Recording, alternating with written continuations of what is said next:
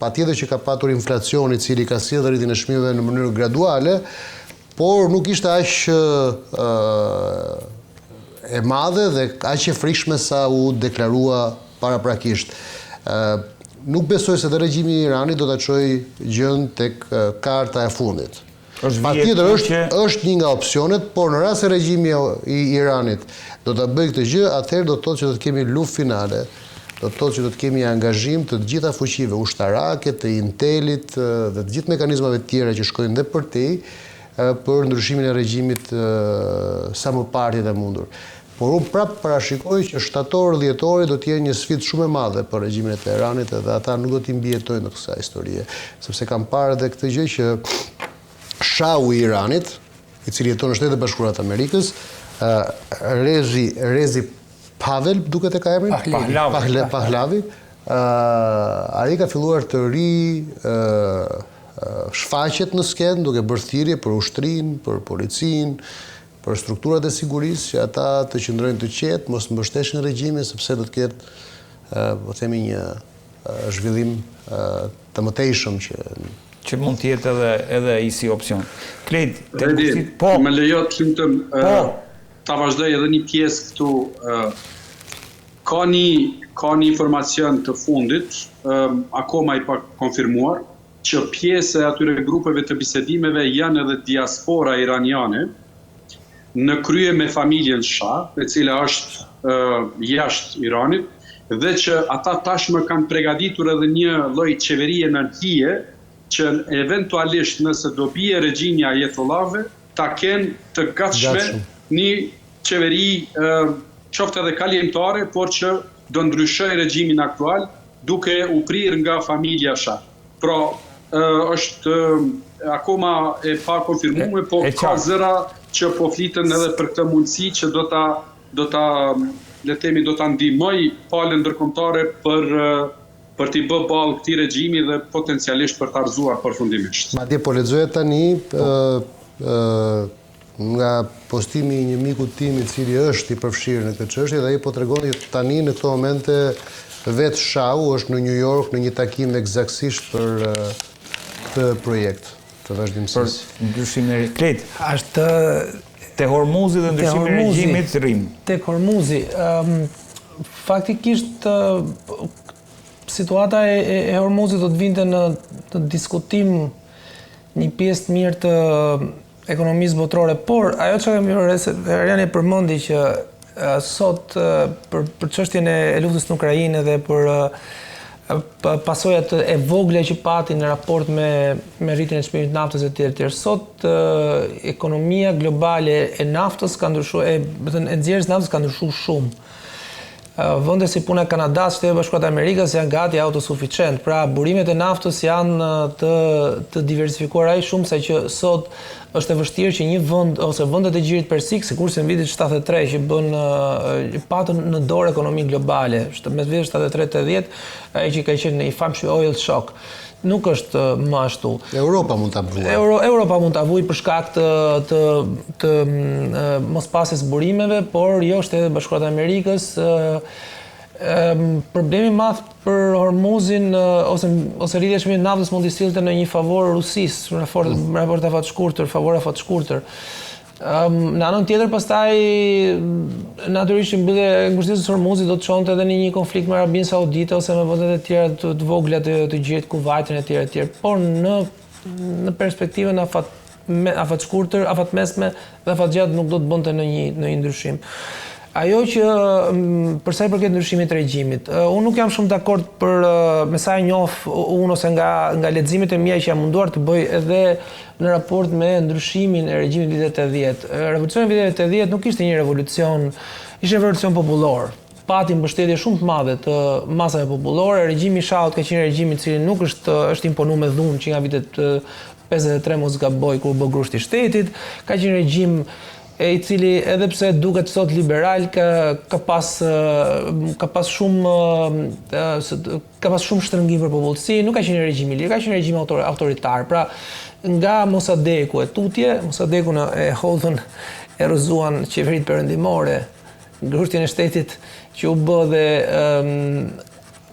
pastaj u zëvendësua nga një sundim direkt i shahut i Reza Pahlevit asaj kohe.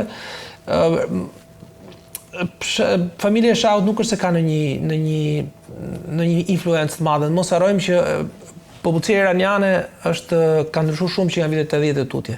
Është rrit shumë. Është 85% 86% është e alfabetizuar.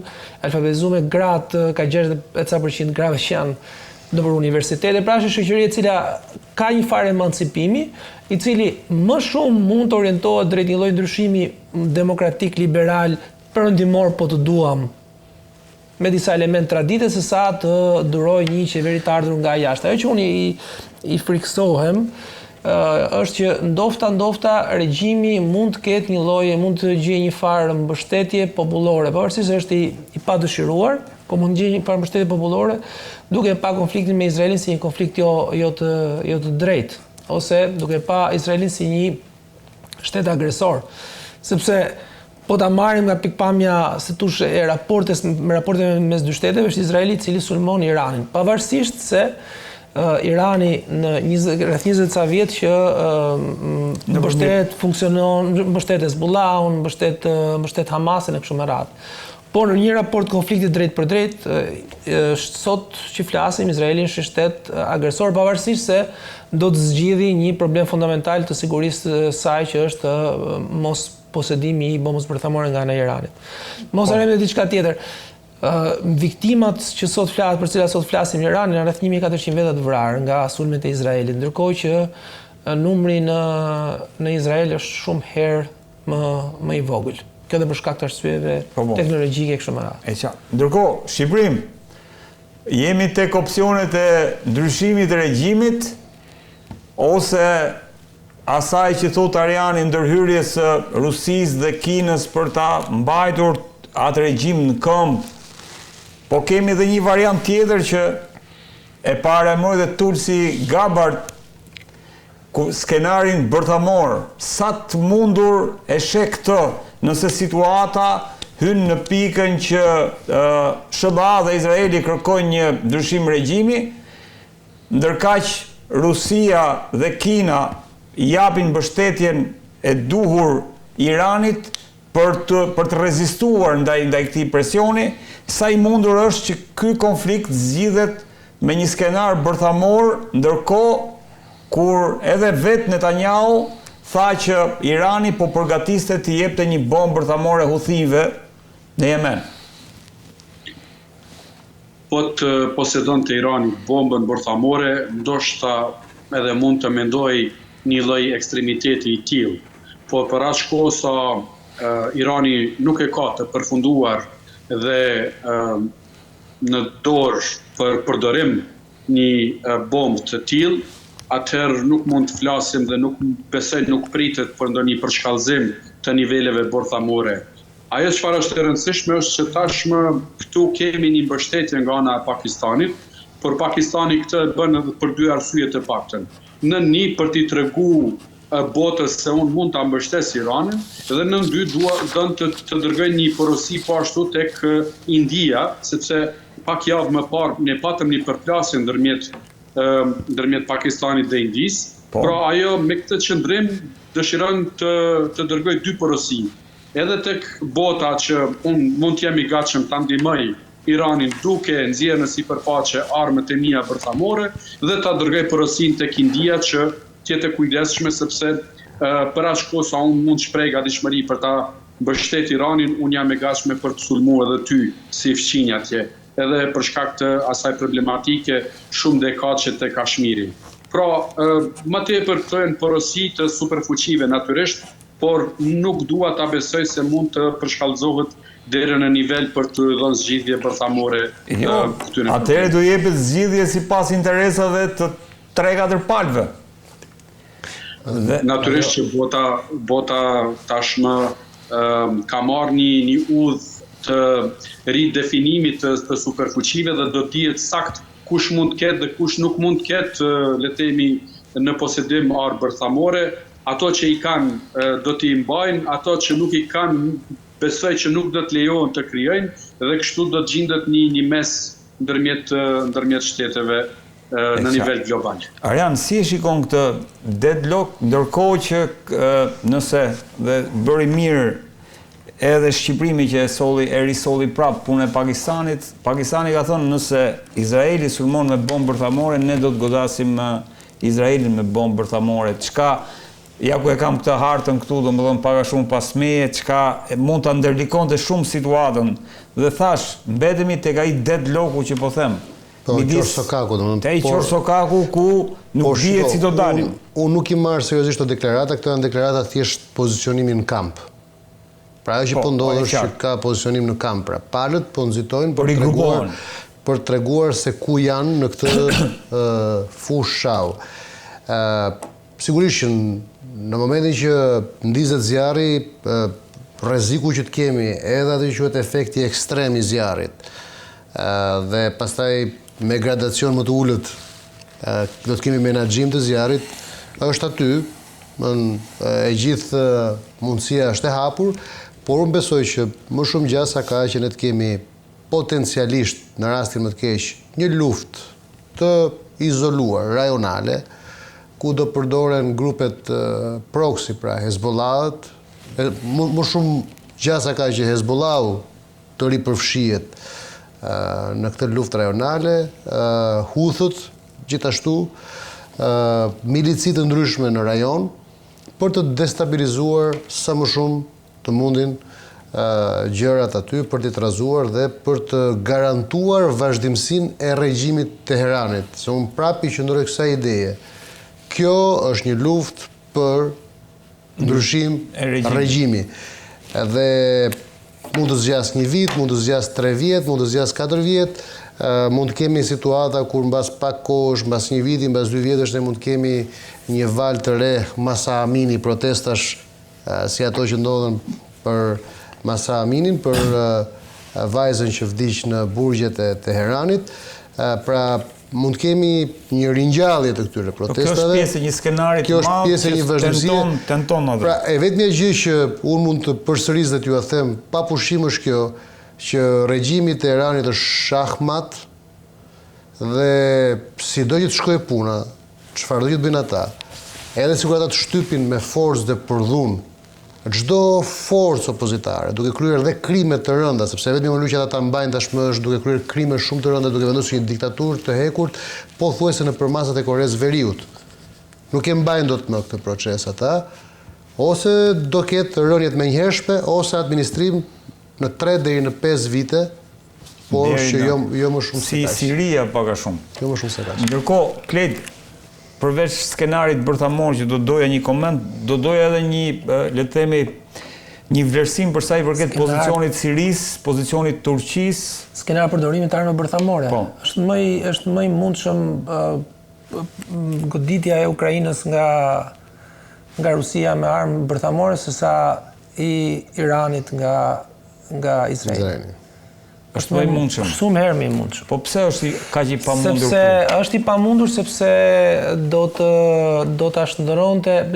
Po nëse nuk e çajnë dot dhe nëse nuk shkojmë dot. Një sekond. Jemi në një situatë politike në linjën e mesme ku Irani është I izoluar. Kjo është shumë e rëndësishme. Të gjitha vendet e më të rëndësishme të zonës, përfshi këtu Egjiptin, Arabinë Saudite, 2 vende janë neutral dhe nuk janë përfshirë në konflikt, jo vetëm në mbështetjet Gazës, po as nga pikpamja, as për t'i dhënë, as nga mbështetje morale, asaj që ka po bën Izraeli në Gaza. Në një farë mënyre, këto 2 fuqi po mendojnë që Izraeli po I zgjidh disa probleme në raport me proxyt, flas për Egjiptin me çështjen e Hamasit, edhe për Arabinë Saudite për shkak sepse I ve fren në një farë mënyrë të gjithë kësaj galaksisë këtyre grupeve shite që janë ndizen, rindizen etj. Destabilizojnë rajonin. Në bazë të kësaj, Izraeli ka sot mundësinë më të mëdha për të godit kishte, ka mundësi më të mëdha për të godit Iranin. Pra në momentin që Irani është I izoluar, Se sot Irani mund ta themi me plot gojë që është i izolum, nuk ka mbështetje ndërkombëtare. Mbështetja më e madhe ndërkombëtare është nga ana e Rusisë. Rusia ka hallet e veta me Ukrainën e kështu me radhë. Kina s'ka interes Shqipërisë, nuk do. Po Turqia, atëre, unë do ta ndërlidhja pak me çështjen edhe me mbështetjen e Pakistanit, që i ka dhënë Iranit. Në momentin kur ishte konflikti me Indin, pra shkëmbimet me Indin për çështjen e sulmit terrorist në Kashmir, Turqia i ka dhënë një farë mbështetje morale Pakistanit. Dhe kam përshtypjen që në një farë mënyrë Pakistani po mundohet që të krijojë një lloj aksi të rëndësishëm, jo islamik, po të vendeve muslimane, pra të luaj atë kartën e mbështetjes të një lloj konflikti me natyrë civilizuese. Turqia në këtë pikë nuk ka ndonjë interes të madh sepse të merret, sepse në një farë mënyrë pakja e rolit Iranit i ofron më shumë opsione Turqisë. Turqia mos harrojmë që ka një konflikt me Iranin në raport me Sirinë, sepse ka zëvendësuar praktikisht mbështetjen e regjimit. Siria ka hapur hapësirën ajrore për Iranin. Vetmja mënyrë, më falni nëse mund ta plotësoj këtë që më lejon, vetmja mënyrë për Turqinë që të jetë e qetë përfundimisht nga problemi i shtetit kurd apo i Kurdistanit është përfundimisht një marrëveshje për ta shuar bashkë me regjimin e Iranit atë çështje, sepse në një farë mënyrë Irani mund të jetë edhe një lloj sponsori proxy që ta mbajë. Sa ata do të përpiqen ta përdorin dhe Kurdistanin. Kjo hapja hapësirës ajrore për avionët izraelit që kalojnë për është sinjal që tregon dhe vullnetin e Turqisë. Irani është ai që është, ai shtet që është. Ka qenë shtet destabilizues nga vitet 80 nga vitet 80 tutje edhe për shkak të idesë së ankthit që regjimi duhet mbijetonte. Ka luajtur një rol revolucionar, ka tentuar të mobilizojë popullsitë të shiite etj. Është forcuar shumë mbas ndërhyrjes së dytë të Shtetit Bashkuar të Amerikës paradoksalisht në Irak, dhe edhe ka bërë lidhjen Iran, Irak, Siri. Është forcuar shumë në momentin kur Siria bie mas pranverës arabe, pra influenca e Iranit është rrit jashtë mase. U rrit jashtë mase këto vitet e fundit. U gjend e papërgatitur ose pati probleme në momentin kur e ISIS-it, më pranë momentin e konfliktit civil në Siri edhe për shkak të ISIS-it. Sot ka një influencë të kufizuar në Irak, po prapë është më kufizuar se sa çka qenë. Nuk është më prezent aq sa duket edhe me këto proxy dhe vetë, sepse proxyt kanë rënë pak nga e kanë ulur aksionin e vet politik. Në një farë mënyrë një vendi si puna e Turqisë apo Egjipti apo Arabi Saudite i konvenion një situatë e tillë politike.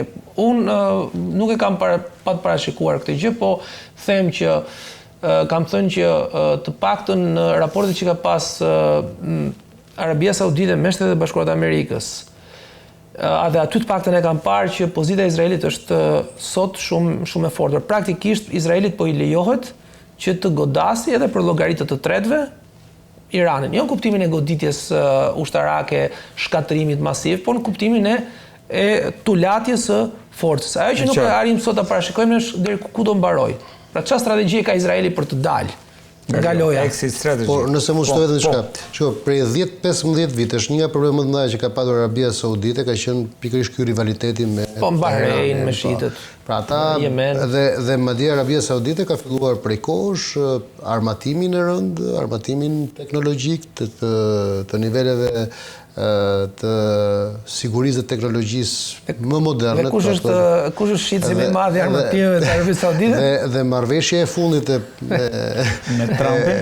me presidentin Trump, besoj që tashmë e ka vendosur Arabinë Saudite në këtë lloj pozicioni. Turqia krijoi një operacion shumë suksesshëm në Siri, të cilin dhe presidenti Trump e ka vlerësuar dhe madje ja ka atribuar Erdoganit. Presidenti Erdogan, por mos harroni një gjë që është shumë interesante në raport me pushtetin. Sado afatgjatë jetë presidenti Erdogan, ai e di që tashmë koha e tij për të qëndruar në pushtet dhe mundësia e tij për të trashëguar pushtet tek njerëz që ai ka projektuar nuk është shumë e gjatë. Kështu që ai tani do duhet luaj, po themi, me maksimumin e mundshëm të zotësisë dhe virtuozitetit politik, të gjitha lojrat që ai të investoj dhe të instaloj interesat të Turqisë jo në përplasje me Shtetet Bashkuara të Amerikës. Në mënyrë që ai të ketë të gjitha shanset dhe mundësitë për ta trashëguar pushtetin që ka ndërtuar. Përndryshe ai e di shumë mirë që sado i fortë jetë në këto momente, sado lojtari i mirë jetë në këto momente, ai ka një deadline, me që po përdorim fjalën angleze. Afat skadence. Ka një lloj balance force. Ka një balance force rajon ku secili nga shtetet ka zonat e veta të influencës. Të gjitha po kënaqen. Po kënaqen pak nga pak, i vetmi që është i humbur në këtë moment është Irani, por problemi me Iranin është ky, Redi, që e projekton pushtetin jo me përveç Sirisë, nuk e projekton pushtetin me aktor politik, me aktor shtetëror, por e projekton pushtetin me aktor me proxy, me aktor jo shtetëror. Dhe problemi i aktorëve jo shtetëror është gjithmonë është rreziku ekzistencial për një shtet, është aktori jo shtetëror, aktori i brendshëm. Nuk është shteti, se me shtetin merresh vesh. Me shtetin ka raporte ndërsjellë dhe aktori jo shtetëror e këtë vështirë dhe prandaj Irani ka pas gjithmonë këtë me shumë gjasa po shkojmë drejt një lindje të mesme që do rikthehet diku në vitet 60-70 apo dhe pak më përpara, ku ndikimi amerikan ishte absolut, më thënë para se të fillonin revolucionet dhe ardhjet e grupeve. Unë them dofta me shtetë amerikanë si arbitër. Këto shkojnë në rindarin e lindjes mesme, se ne do të Unë besoj që Rusia do kënaqet me atë pjesë që do marrë në Ukrainë dhe ai bishti i madh i negociatës dhe i gjatë i negociatës do të rikthejë amerikanët në lindjen e mesme, do të rikthejë kontrollin e tyre mbi të gjitha rrugët që të shkojnë tek rruga e Mëndafshit, edhe rruga e Mëndafshit pastaj do kthehet një rrugë fije. E bukur kjo. Shqipëri. Besoj, nëse më lejohet,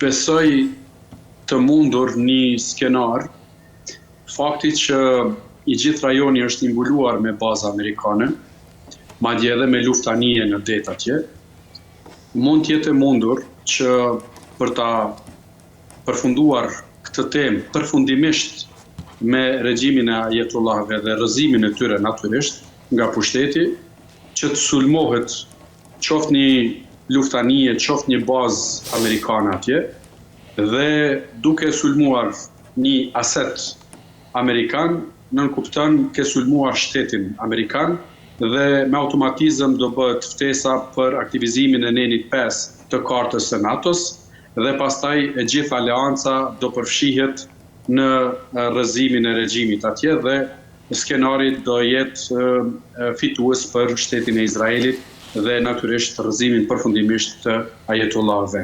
Pra edhe një skenari skenari krejti mundur është. Ndërkohë Shqipërim do desha për pak kohë, nuk e dija si e keni kohën, 10 minuta.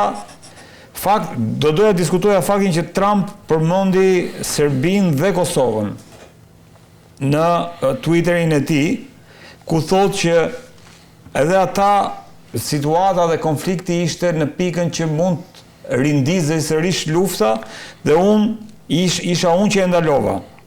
Bideni ka dëmtuar ato perspektivën e gjatë me disa vendime idiote, por unë do ta rregulloj sërish. Për çfarë e ka fjalën? Unë lexova statusin e presidentit amerikan në platformën e tij Truth. Ai natyrisht nuk ishte folur veçmas për Kosovën, por kishte marrë disa tema dhe rajone të cilat natyrisht duan vëmendje për zgjidhje, po mes tyre kishte përmend dhe çështjen e Kosovës dhe Serbisë. Mua më frikson shumë fakti i një ndërhyrje nga ana e administratës Trump nëse nuk e konsideron kontekstin historik të problemit ton me Serbinë. Nëse në kontekstin historik nuk shqyrtohet mundësia për të arritur një pakt paqeje me Serbinë, para se të propozohen çështjet ekonomike, kjo mua më frikson shumë, sepse do dalin në shumë aspekte të humbur. Unë kujtoj, më 4 shtator të vitit 2020, u bën ato zotimet e Washingtonit, u nënshkruan madje edhe nga kryeministri atëhershëm Hoti dhe presidenti i Serbisë Vučić. Ato zotime ishin të natyrës dhe në përmbajtje ekonomike, por pa i dhënë një zgjidhje politike problemit. Nëse ndërhyrja e SBA-ve, dhe në këtë rast presidentit, nuk e merr për bazë kontekstin historik dhe nuk i kërkon Serbisë që ta bëjë ndryshimin kushtetues për ta heqë Kosovën nga kushtetuta e saj. Nëse nuk i kërkon Serbisë që ta njohë Kosovën, ekzistencën e subjektetit të Kosovës, që të mundsohet më pas edhe pajtimi i popujve dhe kjo pastaj do të tërheqë elementin apo komponentën e normalizimit të marrëdhënieve, kjo do të nënkuptonte që edhe presidenti aktual i SBA-ve po e betonizon atë që unë e kam quajtur për vite me radhë tashmë në shumë studia dhe përmes shkrimeve të mia, sovjetizimi i këtij procesi të dialogu. Pra është sovjetizuar nga ana Unionit Evropian ky proces dialogu me komponentën e normalizimit, ndërkohë që ne nuk kemi një pakt paqeje me Serbinë. Pra ne kemi patur një front luftarak në Serbinë dhe natyrisht do duhej të merrej si referencë qoftë pakti i paqes i 91-s ndërmjet Slovenisë dhe Serbisë apo ish Jugosllavisë, apo edhe ai pakti i paqes ndërmjet Kroacisë dhe Serbisë të 96-s, i cili ka mundsuar që të ketë një njohje të ekzistencës së shteteve, ka mundsuar që popujt të pajtohen, ka mundsuar që dëmet, reparacionet e luftës të njihen dhe të përmbushen, dhe kjo më pas ka krijuar edhe ka lecuar natyrisht atë komponentën e normalizimit të marrëdhënieve si fqinj. Nëse ne vazhdojmë ta kemi para vetës vetëm komponentën e normalizimit, është krejtësisht e kohët për atë kohë sa Serbia nuk e njeh Kosovën, për atë kohë sa Serbia e mban Kosovën pjesë integrale të kushtetutit të saj dhe natyrisht qasjen e saj destruktive dhe apetitet e saj, jo vetëm për sa i takon territorit, por brenda territorit dhe aseteve të saj. Ju e dini se atje përpjekja është për kombinatin Trepça dhe liçenin e Ujmanit, e që realisht Kosova do lëngonte shumë në mos posedimin e këtyre dy aseteve ekonomike shumë të mëdha dhe me shumë interes vital për Kosovën, dhe natyrisht që kur ka qenë kërkesa e shumë përfolur dhe me shumë insistime, madje edhe me kërcënime për ta krijuar dhe jetësuar çështjen e asociacionit apo zajednicës,